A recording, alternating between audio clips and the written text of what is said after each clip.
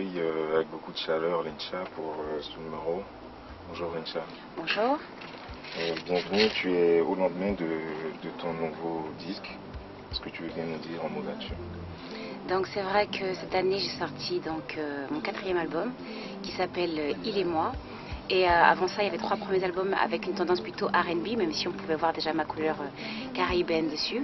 Mais cet album, 4e album, c'est vraiment un hommage, comme dit le titre, Il et moi, à mes origines, à la Martinique, mais aussi un hommage directement aussi à l'Afrique, puisque après tout, pour être martiniquaise, il faut être aussi africaine. Donc voilà, une vraie dédicace afro-caribéenne. Et ce disque-là, tu l'as dit, il vient après 2 autres disques? 3 autres. 3 autres? Ok, donc mon premier album s'appelait Lincha, album éponyme, où on peut retrouver mes 2 premiers disques d'or. Donc il y a le titre Homme-Femme, ainsi que le titre Marival, je pense que vous l'avez connu. Il était aussi sur l'album Dealer de Zouk, parce que c'est vrai que j'étais produite par Passy. Le 2e album, il est passé un petit peu inaperçu. Il s'appelle Tandem. C'était un album pour remettre un peu les pendules à l'heure, en disant et en criant haut et fort que je n'étais pas juste une chanteuse d'R&B, j'étais une chanteuse tout court, c'est-à-dire je fais la musique que j'aime. J'ai appris la chanson grâce à mon père et grâce à l'église, puisque je chantais du gospel. Mon père était directeur de chorale. Donc c'est pour dire que j'ai plusieurs courants musicaux qui me bercent et que j'ai pas envie de me limiter à un seul style. Donc c'était l'album Tandem, avec beaucoup de duos. Le concept c'était beaucoup de duos. Il y avait Faudel, il y avait Angoun, Camaro et plein d'autres, et Isio. Et plusieurs styles musicaux différents, que ce soit du zouk, de la pop, de la variété française ou du R&B. 3e album que vous connaissez, c'est l'album Elle et moi, le premier volet de Il et moi, où il y a le titre Je veux que tu me mentes, qui a beaucoup plu en Afrique, puisque depuis ce titre-là, je tourne énormément en Afrique. Et là, en date, le dernier, c'est Il et moi. Justement, à ce propos, tu es un peu l'incarnation de la musique antillaise qui traverse le temps, donc qui s'enrichit de nouvelles influences avec des collaborations nombreuses que tu fais. Est-ce que tu penses vraiment qu'aujourd'hui, le zouk à l'état pur doit s'enrichir de nouvelles influences? Pour ma part, en plus, moi qui ne suis pas née aux Antilles et moi qui ai écouté le zouk très tard, c'est pour ça que ma musique première, c'est vrai, reste le R&B. Je trouve qu'une musique est sans cesse en train d'évoluer et que ce soit le zouk, le raï, le R&B, la pop, le hip-hop, pour moi la musique ça doit toujours évoluer et s'enrichir. Et ce qui enrichit une musique, c'est de mélanger ces courants différents. Et comme je le dis souvent, moi je suis née à Paris, en banlieue, j'ai vécu en banlieue. Sur le même palier, j'avais quelqu'un qui va écouter de la musique africaine, une autre personne qui écoute du jodassin, une autre personne qui écoute de la musique antillaise, du raï, bref. Donc tous ces courants-là nous influencent, qu'on le veuille ou non. Et c'est pour ça que notre musique est teintée. Et moi, pour moi, une musique qui est riche, c'est une musique qui évolue, qui ne reste pas stagnée dans le temps. Donc le zouk évolue et ce serait vraiment dommage de rester cantonné à un seul style musical et de vouloir le garder. Pour moi, c'est même pas comment dirais-je, le travestir que de le mélanger. Au contraire, c'est l'enrichir. Et donc tu penses que ta collaboration, par exemple avec Fally Ipupa, tu penses que cette collaboration a apporté quelque chose à ton... Il est sur ton album ce titre? Tout à fait, sur Il et moi. Tu penses que c'était important pour toi de faire un titre comme ça avec un chanteur de renom africain? Déjà, avant de parler du public, c'est vrai qu'on fait de la musique pour nous aussi. Moi, la musique, c'est ma thérapie, c'est ma joie de vivre. Je vais le dire comme ça, parce que comme je dis souvent, la musique, c'est ma meilleure amie. Et j'avais envie, oui, j'ai envie de l'enrichir encore une fois et mélanger comme ça les courants musicaux. Puisque lorsque j'ai appelé Fally, j'aurais pu lui dire, Fally, écoute, je te veux sur mon album, je veux que tu chantes du zouk ou du R&B avec moi. Non, le but c'était d'apporter plus à ma musique. Donc c'est moi qui ai été vers lui. Et la rumba congolaise, je connaissais peu, mais c'est une musique organique, mais juste magnifique, avec des vrais instruments, de vraies mélodies de guitare. Et moi, ça m'a énormément apporté. Et c'est vrai que ce soit au niveau musical, mais au niveau culturel, et là, je vois que c'est un morceau qui plaît énormément. On s'est appliqué à faire un très beau clip avec mes collaborateurs Monster Lab. Donc c'est eux qui ont fait le clip, on l'a fait à Kin. Et ça me fait plaisir parce que j'avais déjà un public qui était... comment dirais-je, qui se répondait, bon, certes en Afrique, mais certains pays bien spécifiques de l'Afrique. Et là, par rapport à Facebook et autres, je vois qu'il y a des gens de partout qui me disent, parce qu'il y a des Africains sur tous les continents pratiquement, et là je vois qu'ils me disent franchement cette musique nous touche, il fallait peut-être que je fasse une musique comme ça pour, comment dirais-je, capter leur attention, et ça me fait plaisir parce que des fans que je n'avais pas au jour d'aujourd'hui me disent mais on a appris grâce à ce titre à te connaître et à écouter d'autres titres de toi, et on aime beaucoup ce que tu fais, donc c'est une vraie richesse pour moi. Au-delà de Fally Ipupa, c'est qui les invités sur ton nouveau disque? Alors il y a une très grande dame qui s'appelle Jocelyne Berroir, je suis sûre que vous la connaissez, du groupe Kassav, pardon. J'ai fait un titre qui s'appelle Forme créole. C'est un titre titre en hommage à la femme créole, à la femme noire. Et pour moi, cette femme qui nous représente le mieux de par le monde, c'est une très grande dame, je trouve, Jocelyne Berroir. Et je trouvais que c'était vraiment la femme qui incarnait cette femme pleine de pudeur, de fierté, combative. Voilà. Il y a aussi Keisha, bien évidemment, qui est mon producteur et donc qui est sur cet album. Il y a un artiste qui s'appelle George, qui est du Portugal. Il y a les Nègres Marrons sur le titre Mon Idéal. Il y a Kalash. Et je vais oublier plein de noms, donc c'est pour ça que c'est bien d'avoir l'album à côté de soi. Donc il y a Fally Poupa, j'ai dit. Oh, quand même, j'allais oublier mon petit frère. Donc j'ai un titre qui s'appelle Plus la même. C'est avec le groupe Never Try. C'est mon petit frère, ce sont mes cousins. Et mon petit frère m'a beaucoup aidé sur cet album au niveau des compositions. Donc c'est important que je le cite.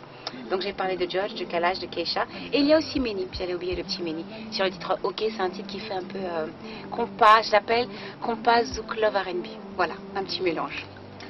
Quel est ton regard sur la nouvelle scène zouk antillaise? Beaucoup de questions sur le zouk et c'est vrai que je vais pas mentir, c'est pas ma musique première, donc je n'écoute pas que du zouk, donc je ne peux pas tout vous dire. C'est vrai que la nouvelle génération, vu que j'ai mon premier album zouk, je la connais un peu plus qu'auparavant. J'ai fait quelques dates, donc je sais qu'il y a des noms que je peux citer comme Kim. J'aime beaucoup sa voix est très douce. Elle me touche beaucoup. Je sais qu'il y a Fanny J, Stony, Warren, enfin bref, je trouve ça très bien, mais oui, non, c'est très bien parce que c'est une nouvelle génération qui n'a pas peur justement de mélanger, qui a compris que la musique évolue et grandit et qui n'a pas peur de mélanger les courants musicaux, même si ça tend un peu plus vers le zouk, mais je trouve ça très bien. J'ai remarqué que sur ton disque, il n'y a pas un rappeur qui émerge. Fanny, par exemple, elle a invité Black Kent. Tu aurais pu inviter un rappeur, c'est pas ton kiff? C'est pas que c'est pas mon kiff, je pense que je l'ai déjà beaucoup fait. J'ai chanté avec Arsenic, avec Passy, avec Don Choa, avec qui encore? Disque, il y a rien, quoi. Mais non, parce que j'ai beaucoup fait et j'ai envie de nouvelles sensations justement sur cet album-là. J'ai fait dans le rap, j'ai fait dans la variété française, je l'ai fait dans le R&B avec Christina Milian, avec Craig David. Donc non, sur cet album-là, j'avais envie de faire quelque chose d'afro-caribéen. Comment fais-tu pour être aussi présente depuis autant d'années? C'est-à-dire que il y a visiblement une constance. Depuis des années, tu t'arranges pour être présente. Comment fais-tu? C'est vrai, quand je réalise, j'ai pratiquement 10 ans de carrière, si ce n'est pas plus. Je précise, j'ai commencé jeune, c'est pas que je suis vieille, je rigole. Non, parce que la musique, c'est ma passion, c'est vraiment ce que j'aime. Donc c'est vrai, quand ce métier-là n'est pas juste votre métier, mais votre passion, je pense que vous avez toujours envie de persévérer pour durer. Et j'ai la chance d'avoir un public qui m'est fidèle, même si c'est vrai que souvent les publics sont versatiles et des fois le public ne reste pas constant, pardon. J'ai la chance d'avoir un nouveau public dans ce cas-là qui se régénère, j'ai envie de dire ça comme ça. Et je pense qu'aussi le fait de chanter avec ses tripes et son cœur, je pense que les gens le sentent aussi. Donc il y a toujours des gens qui vont vouloir vous suivre et qui vont vouloir, comment dirais-je, vous soutenir tout simplement. Et la chance que j'ai, c'est que, mis à part mes propres albums solo, j'ai la chance de participer à beaucoup de compilations ou d'être invitée sur des albums. Donc ce qui fait que sans être présente avec mes propres albums, je le suis avec d'autres artistes. Si tu veux bien, on va revenir sur ton disque. On va évoquer ton feat avec Fally Poupa. Comment ça s'est fait et comment le thème a été choisi. Donc Fally et moi, on s'est croisés à plusieurs reprises sur différents événements, différents concerts. Mais la fois où je suis vraiment tombée amoureuse de la voix de Fally, c'était lors de l'enregistrement du titre Un geste pour Haïti, pour récolter des fonds, suite au tremblement de terre qu'il y avait eu. Et pendant un moment, je passe en studio et j'entends des vocalistes, quelque chose mais hallucinant vocalement. Et je dis Passy, mais c'est qui chante? Il me fait c'est Fally. Je fais non, c'est Fally Poupa qui chante comme ça. Parce que j'avais pas encore vraiment entendu sa voix et j'ai fait un jour, il faut que je fasse un truc avec lui. Mais ça date de longtemps. Et puis bref, on s'est rencontrés sur différents projets. Une fois, on devait faire carrément une tournée ensemble à King, tournée qui a été annulée mais qui fait qu'il nous a mis en contact puisqu'on avait des titres à apprendre ensemble. Et depuis, on a gardé le contact. Lorsque mon album est arrivé en milieu d'enregistrement, j'ai fait Fally, écoute, j'ai besoin de toi, j'aime trop ta voix, qu'est-ce qu'on peut faire ensemble? J'aurais plutôt voulu venir dans ton monde que toi dans le mien. Il me fait écoute, je te propose une rumba. Et là, on s'est vu, je crois, au Cameroun. Il arrive avec sa guitare et je savais même pas qu'il jouait la guitare. Et déjà, je me suis dit oui, c'est un artiste. Il est chanteur, il compose. Bref, il a commencé à jouer et moi j'ai commencé à lui dire comment on dit ne m'oublie pas en lingala. Et lui me dit, ne m'oublie pas ou oublie pas, c'est Kobo Sanate. Moi, je suis, oh j'aime, c'est mélodieux.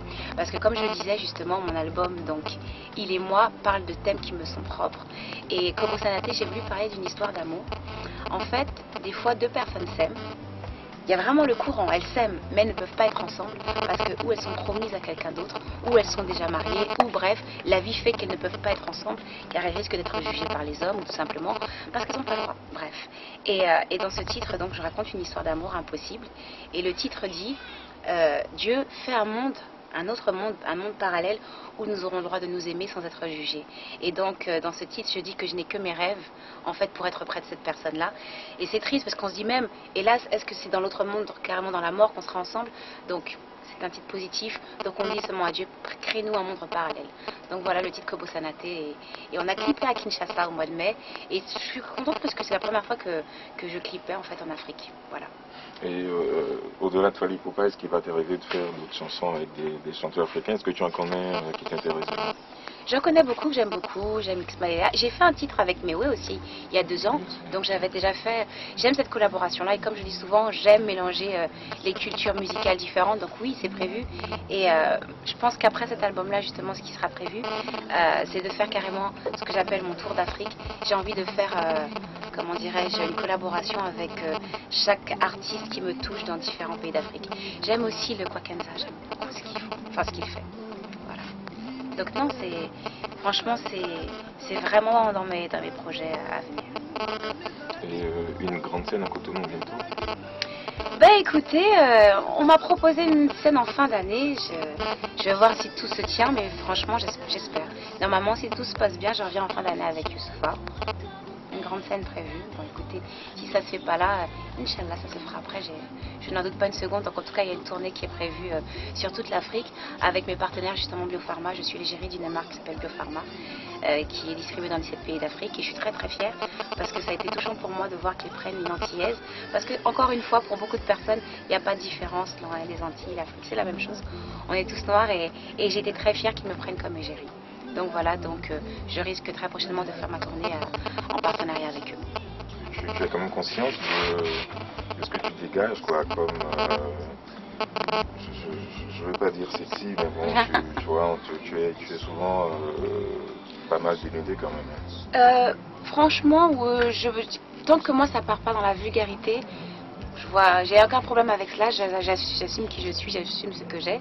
Et en tant que femme, oui, j'ai aucun souci avec cela.